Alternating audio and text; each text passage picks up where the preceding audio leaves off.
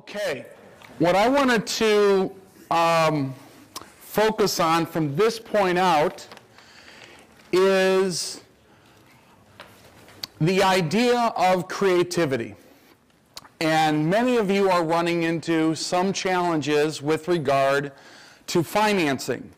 Yesterday, when we were on the bus, Steve and I were talking about the deals, and the whole bus was, and the other bus was as well.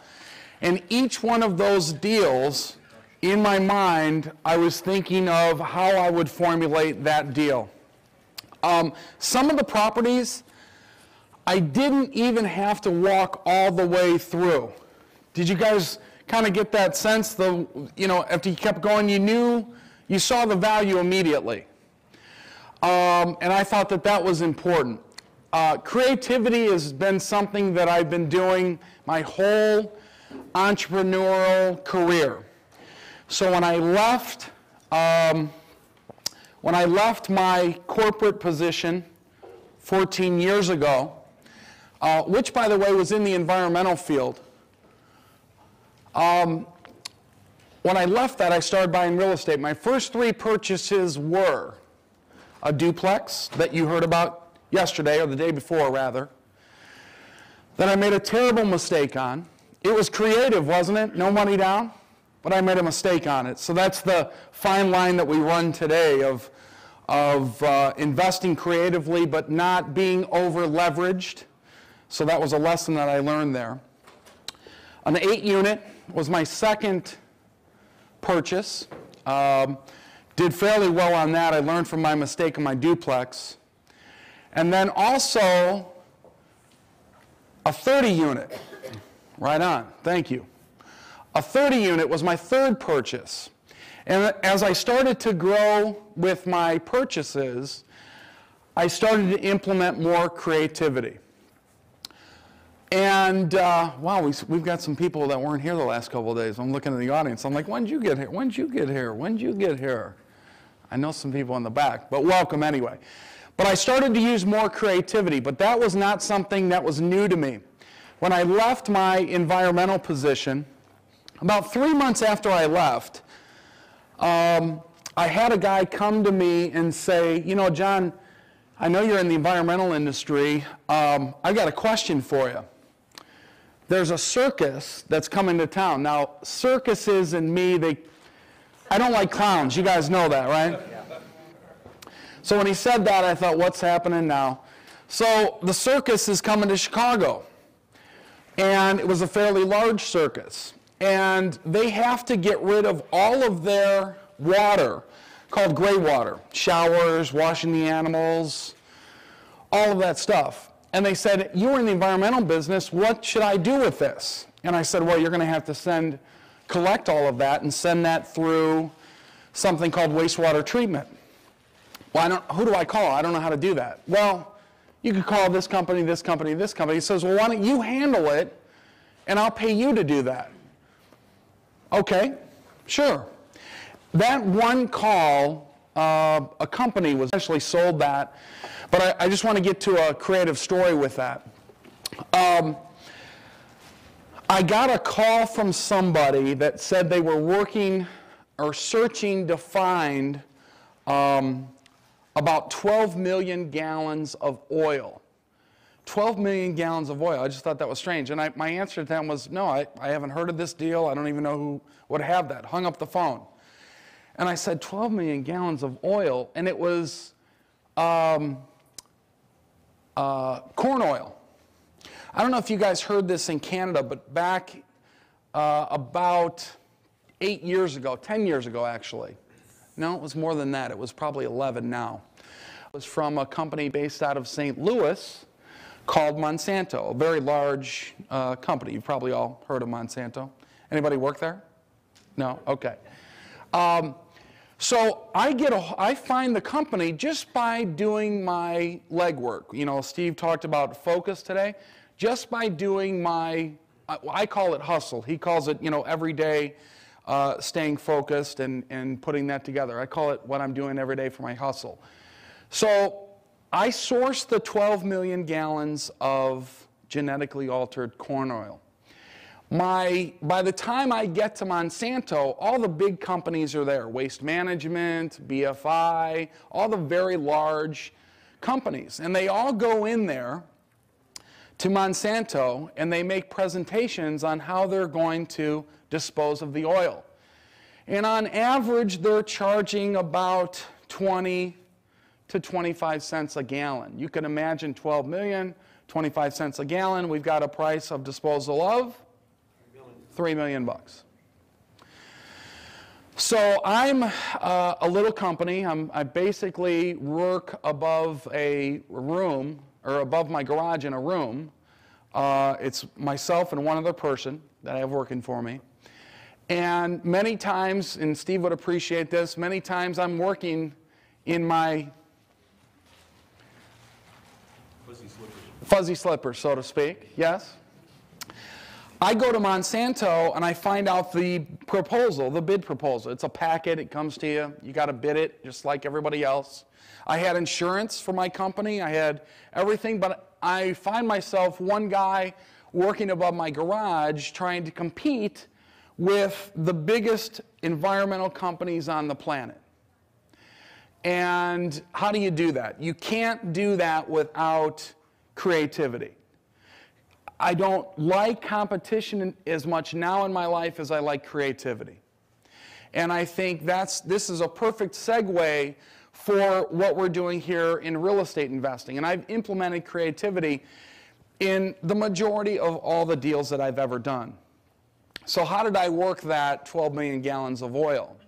Well, my competitors were all turning in bids to dispose of it. My bid was a little bit different.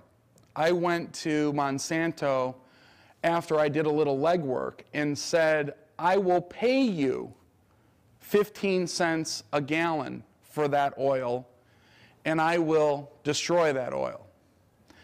Now, when Monsanto gets my bid, after looking at all of the other bids, they take notice right away.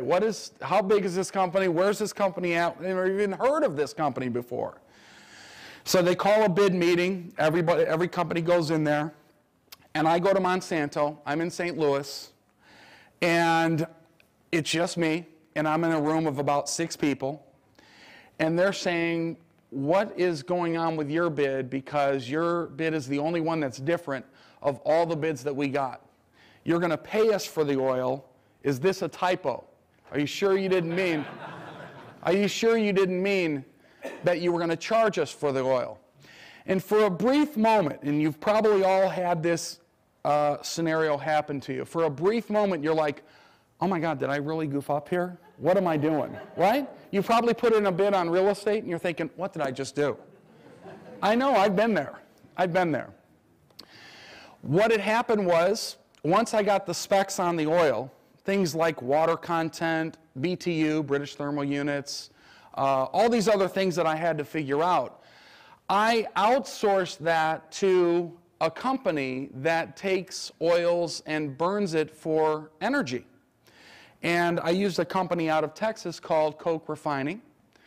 And Coke Refining, when I sent them a sample of the oil, told me that they would pay me 40 cents a gallon. Hold on, it's not done yet. Thank you for that, though. So I get this 40 cents a gallon bid back. I use a non-disclosure form, confidentiality, all that stuff. I send them the oil. I get this sheet back that says they will pay me 40 cents a gallon. After I cleaned up the mess that I had just made on the floor, I proceeded. Now, one thing with creativity, and this is about being an entrepreneur, and I've been an entrepreneur for the last 14 years. I told you the first day there's really no roadmap. There's really no instruction manual. It's every day waking up with that little bit of uncertainty and that little bit of, remember I talked the second day about fear? That fear will cause you to do more things and accomplish more things than anything else. I think it's the fear. So I get this bid for 40. I go into Monsanto and I say, I will pay you 15. This is how naive I was at the time. I should have paid him $5, but, or I should have said I'll take it for free, but nevertheless, I will pay you $15. Not only did I do that deal, but if you took 40 minus the 15, you can kind of see what I created with that business. I took that same creativity and I applied it to other waste streams like solvents, paints, you name it, all the way down the line. And I did fairly well. I sold that company off, continued more with my real estate. And I really remember that lesson. As a matter of fact, Heather will tell you, I still have a glass container of that oil. It's sitting on our shelf in one of our rooms. And we were moving. When Heather and I were building our house, we were moving. And she didn't know what that was. She's like, what is this? You know, because I've got some weird stuff. I've got like my background is science, so I've got a shark in a jar from college. I've got all kinds of stuff.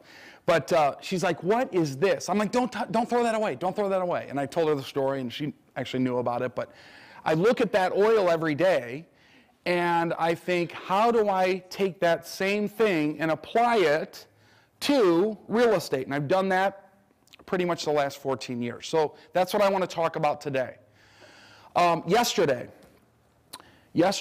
I was going through all those properties, and I know we've got, all those properties were pretty good. You know, let's just say that. They were all pretty good as far as cash flow. The 6 unit, I know we've got a few people putting offers in or looking at that 6 unit, and I just wonder what your offers are like. I was sleeping last night, and I couldn't sleep. I actually woke up, and there was part of a movie on, but while that thing was on, I was thinking about, I wonder how all of the groups that are looking at that 6 unit are structuring that deal. Interesting, because I wonder if they're going to structure that deal any different by the time I get done today and tomorrow, perhaps.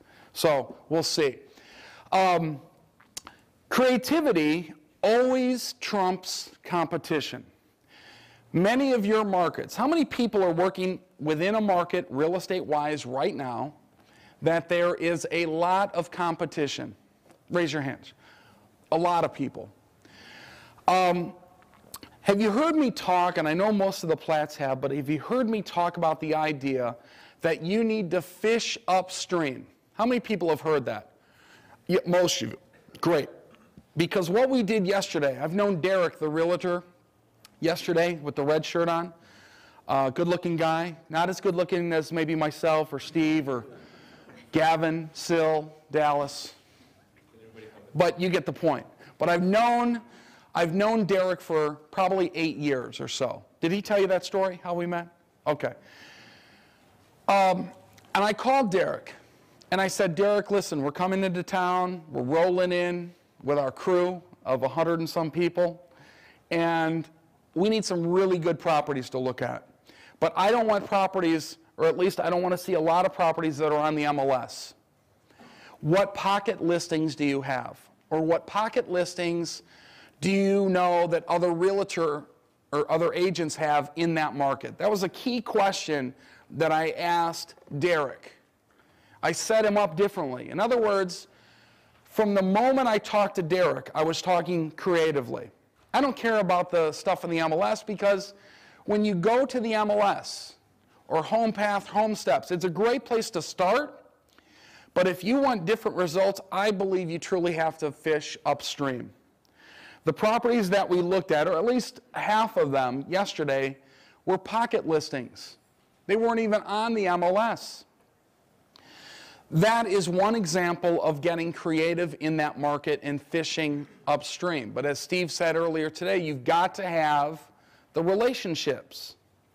How many people are working to establish those relationships? Now, I was able to do that with Derek. I've known him for a long time. I've got a relationship with him. I know he's a good realtor here in Las Vegas. But you've got to find your Derek in your specific market.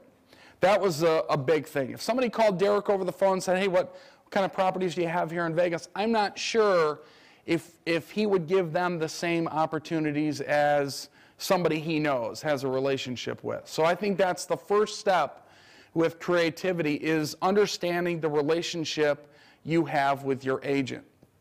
So just a couple of goals here, since Steve was talking about that. The goal of today and really tomorrow is to introduce strategies for controlling properties. Remember, we talked about yesterday, I said the important thing to understand in real estate today is not ownership, but you want control. You don't want ownership, you want control. And that word control is a very important word in investing. For instance, one of the reasons I feel that most people lost so much money in real estate during the crash is they simply didn't have the control on their property. What does that mean? Well, they bought maybe a condo here in Vegas, and they bought it because it was going up in value by 20% a year, 25% a year, and they got into a loan that adjusted, or it was a teaser rate, and when the market crashed, because they were focused on equity rather than cash flow, they had no control.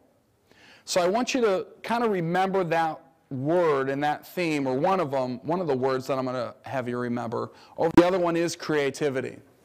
So I think that you're going to learn to apply these techniques for acquiring properties in unique and creative ways with little or actually no money out of your pocket. Now here comes my one caveat. And my caveat is this. It's great to utilize these techniques, but you have to be cognizant of the numbers. The numbers need to work. So for instance, when we were talking the first day about being over-leveraged and what that means, you've got to be cognizant of this ratio.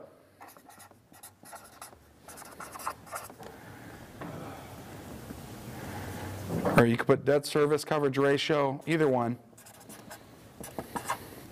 And that is going to be your net operating income divided by your debt service. Making sure that you are over 1.25. Different banks will have different parameters with this, but when we're talking about creative real estate, one of the dangers is that you become over-leveraged. So you really need to make sure that you're focused on the numbers still. This formula is going to be very important, along with cash return on investment. When you're adding leverage, like other people's knowledge, other people's time, other people's money, other people's technology perhaps, you have got to know the formula for cash return on investment. What is that? If you don't know that today, by the way, if you don't know this formula by heart, you need to. You need to know cash return on investment. In my mind, I automatically know that this is cash flow divided by my initial investment in. Cash flow divided by my initial investment in. So I will write this out for you. Cash return on investment equals cash flow divided by initial investment. I want to think about that because the more leverage that I use, my cash return on investment should go up. Does that make sense? The more leverage that I use, the more my return should go up. This is just on a cash basis. The other thing I want you to be cognizant of is the idea that we get paid in 4 different ways in real estate. 4 different ways. You all should know this. Cash flow, appreciation, depreciation, and amortization. Amortization is just your principal pay down. So you might think, well, John, is there an easy way that I can remember that? Yes. You know, I call cash flow CADS. C-A-D-S. So CAD stands for cash after debt service. Remember that flow. Income minus expenses equals NOI minus debt service equals CADS. So if you want to remember that, it's kind of like a Motown group from the 60s. It's CADS and the 3 shuns. So you got CADS plus appreciation, depreciation, and amortization. CADS and the 3 shuns, right? I know it sounds corny, but if that helps you remember it, remember it. Because the reason I'm pointing this out now is because the creativity that I want you to start thinking about when you're putting together your deals has to do with the ways that you get paid in real estate.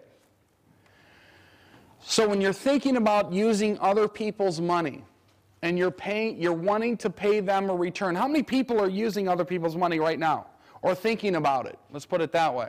Okay, the majority of the people in the room. You've got to know how you get paid in real estate, and better yet, you got to know how you can give that person a return. Sometimes that person doesn't necessarily want cash, but because they've got a successful business elsewhere, they would actually like your depreciation. Does that make sense? Maybe they'll take appreciation down the line. So I just want you to be cognizant of that. So I'll just write those 3 down, or 4 down, I'm sorry. So it's CADS, it's appreciation, it's depreciation, and it's amortization. Okay? The 4 ways we get paid. Okay? So think about this. Just remember this. So there may or may not be a quiz later today or tomorrow. You never know when one will pop up. Boy, I hated those in school. I hated them. So funny, and I know I've told some of you this story before, but I got to tell you for the new people here. In grade school, I was a tyrant. And I know I have some of my people with me here. In 3rd grade, I bothered, yeah, that was my label, by the way. I bothered others, right? And in 3rd grade, my teacher, Mrs. Poole, told me that she hated me in front of the whole class. I hate you, John Dessauer. And I remember realizing at that very moment that I was special. I knew it. This progressed. 5th grade, Mrs. Valik. I disturbed others so much that she thought it prudent to put my desk in an empty cardboard refrigerator box. This 6-foot fortress would surround my desk. And I, normally in my life, I make lemonade with lemons, so I did this there as well. I was the first kid in America to have his own cubicle. So you can see the creativity started with early roots. So along those lines, I have done that thing all my life. I really have. I have yet to catch up, by the way, to Mrs. Poole or Mrs. Valik. I will ask you this, too. Why do all the A students work for all the C students? Think about that.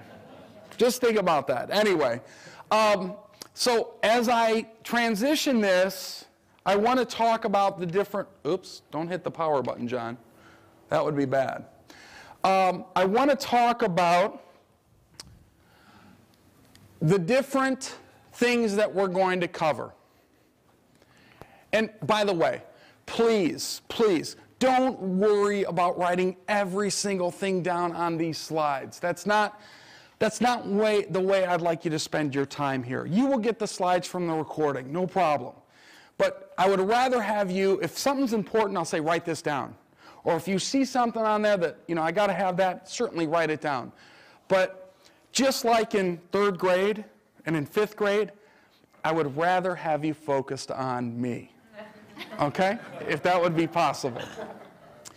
We're going to talk about some I would say mid-level exotic ways to get creative in real estate. Now there's another level that I'm going to take this, maybe in Chicago, well, depending on the schedule and the time, but there's actually a top tier of creativity that we can put into place with that. But this is a good start for y'all. This is a good start for y'all, okay? Number 1, assignments. We're going to talk about that. What does that mean? How to do it? Why you should do it. We're going to talk about options. What are options and why they're valuable? All of these topics, by the way, we're going to be talking about why I think today, right now in this market, is the best time to use these. During the boom in 06, 07, wasn't the greatest time to use some of these. But today, now, is a wonderful, wonderful time when we have much more of a defined bottom. The lease option, or sandwich lease, as we call it, subject to, which is what we're going to focus on this afternoon and tomorrow. You're going to see that quite a bit. Agreement for deed, owner financing and carryback, we're definitely going to talk about that. Wraps. Now, this is not a type of sandwich. Even though we have sandwich lease up there, you might think we're kind of at a deli, but we're not, okay? We're going to talk about wraps, mortgage wraps, wraparound mortgages, what they are, how they're useful. As a matter of fact, Steve's deal that he just did in Phoenix had a mortgage wrap with it. So we'll talk about that. Due on sale clause, what that is and how to avoid it. Does anybody ever hear of the due on sale clause? Raise your hands if you have. And does that kind of freak anybody out a little bit? I'm going to show you how we get around that, what it is, how we get around it, that type of thing. Trusts, what are trusts? Trusts in Canada, I know, operate, I believe, on a 21-year basis. That is not the case here in the States. They last forever. I'm going to use this word again. I said I wouldn't use it anymore. Perpetuity. That just sounds like an interesting word to me. Perpetuity. It does sound long. I use big words sometimes to impress people, but I don't like to use big words, okay? But perpetuity, so the trusts don't last for just 21 years, it's a lot longer. And the final one, be the bank. I want you to think about being the bank as we talk about buying things creatively, how we get to be a creative real estate investor, and all of that. So I think you're really good. Let's talk about a reality check before we get going. Resources. I'm a big believer that everyone that is getting involved in real estate should check their resources. Usually when I'm on a first call with people, we talk about, and some of you know we've had this conversation, what are your resources that you have to work with? It could be 0, it could be 10 million, I don't care. But that gives me a little bit of an idea of what we need to do to point your ship in the right direction, because we've got places to go. Some of us, our ship is just kind of spinning around. We need to put a plan in place in which we go from point A to point B and get there as efficiently as we can. So I will oftentimes talk about resources. Notice here, however, that I don't have money up there, because I want you to think about what Steve talked about earlier with time, with credit perhaps, and with knowledge. Time, credit, and knowledge. I want you to think about that. Those are the resources that I think many of us need. If I could show you, this is one of the things I'm going to do in Chicago, by the way. I know many of you are going, that's why I'm saying that. If I could show you a way that you could get all the money for your deals, how many would you do? You'd do as many as you could do, right? Does that have anything to do with the money as much as it has to do with the knowledge? If I could show you a way, if you knew how to do that? So that's what I want you to think about. I want you to think about the knowledge part in structuring all your deals. Other people's time, other people's knowledge, other people's money. You've heard of that? What is OPE? Other people's experience, Gilbert says? Well, that would work because the word starts with an E, but that's not what I was after. Anybody else? Who said equity? Right on, my friend. Other people's equity. You see, this was a big learning experience for me. And it goes something like this.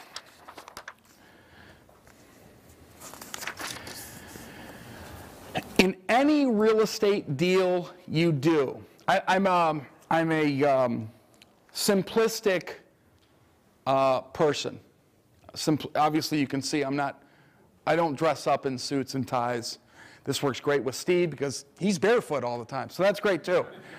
But simplicity is your best weapon with creativity. When you create something and you make it complex, the other party is going to say no. And I realized this with real estate deals. And I want you to write this down.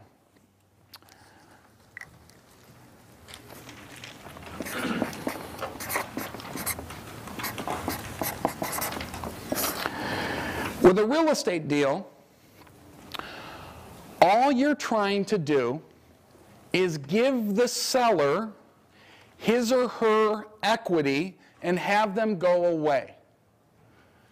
That's the basic foundation of a real estate transaction.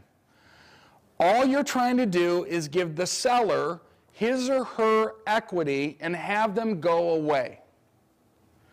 That sounds kind of harsh, John. What do you mean by that? Well, when we're looking at a deal that might be $100,000 asking price, and the seller has a $70,000 mortgage, that means that the seller has $30,000 in equity in that property. Now, I told you the last couple days that when there's a property for sale, there's always a problem to solve. And this is where the puzzle starts. For those of you that like puzzles, you're going to do very well with real estate. Because when I look at this, when I know that the seller has got a $70,000 mortgage, by the way, I get this question a lot. Well, how do you know that, John? How do you know that? Well, number one, I'm going to do what? Ask. I'm going to ask. Write this down, this saying down. Questions are the answer. Questions are the answer. I know it's a play on words. Gavin taught me that. Play on words. Questions are the answer. But it's true. If you don't ask, you'll never get.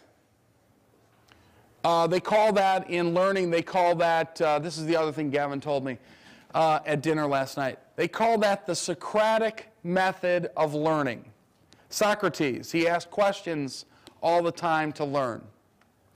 So, number one, ask. What if they say, well, I'm not going to tell you how much the seller has on there for a liability? Do you say, well, I guess I can't be creative? What do? Give me one thing. One thing. Search. Search what? Right, here's what I want you all to do.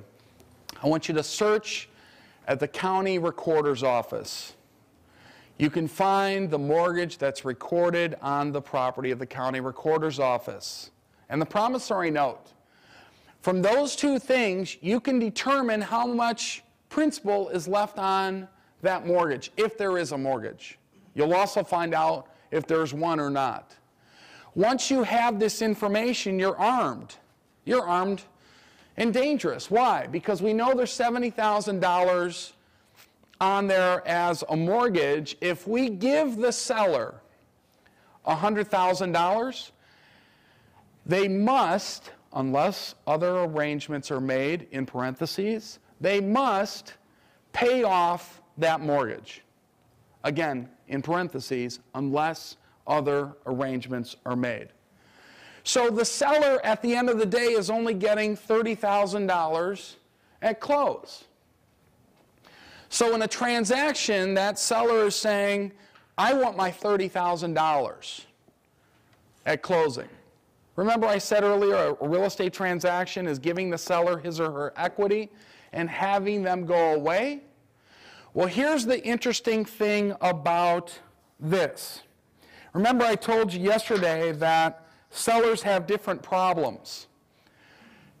And you need to find a way to solve those problems. Here's what's interesting.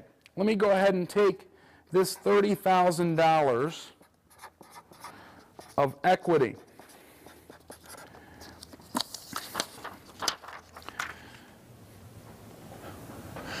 The $30,000 of equity is what I now focus on. I know that that seller will have to pay off that bank. This equity, however, can be dealt with in three ways. Three ways. Write this down. The first way it can be dealt with is by lump sum. The second way that this can be dealt with is over time. Like a balance of sale. The third way, like you're going to pay them over time that $30,000. So I'm going to go into detail on each one of these in a second. The third way that this can be dealt with is a combination. So, lump sum, what is it? Well, that's where you close on the property, you go to closing, and at closing, your bank, or maybe if you're buying all cash the property, the $100,000, that $100,000, you bring that check to the closing table, and that check of $100,000, well, $70,000 will go to pay off the mortgage, $30,000 will go to the seller by way of check, and that's a lump sum payment. Everybody see that? The second way is over time. Let me back up a moment. In the first case where they take a lump sum, that's a scenario when that seller needs the money. They need the $30,000 to retire. They need the $30,000 to put their kid through university. They need the $30,000 to whatever, but they need the money. Do you see right now by asking the question, why is the seller selling, is such an important move at the beginning? That's part of the, if you're building this creative offer cake, that's one of the reasons why you want to have that as one of your ingredients. Why is the seller selling? Know what problem to solve. Make sense? Okay. Number two, over time. Meaning, this particular seller cannot stand property management. And they've been trying to do this their whole time of ownership with this particular property. They don't like it. It drives them crazy, keeps them up at night. They're trying to fix all the leaky faucets, runny toilets. Speaking of runny toilets, if you have a tenant that calls you and says, Heather, my toilet is running, Heather should say, you better go catch it. Side joke, sorry. That wasn't funny at all, I know. So over time, this means that the seller doesn't need the money, but they want to rid themselves of the obligation of property management. So in this scenario, I might say, well, listen, let's set up a deal where there's seller financing component here, perhaps. And that way I could pay that $30,000 off over the next maybe 3 years, 5 years, 10 years, whatever that may be. Does that make sense to everybody? So I'm paying it off over time.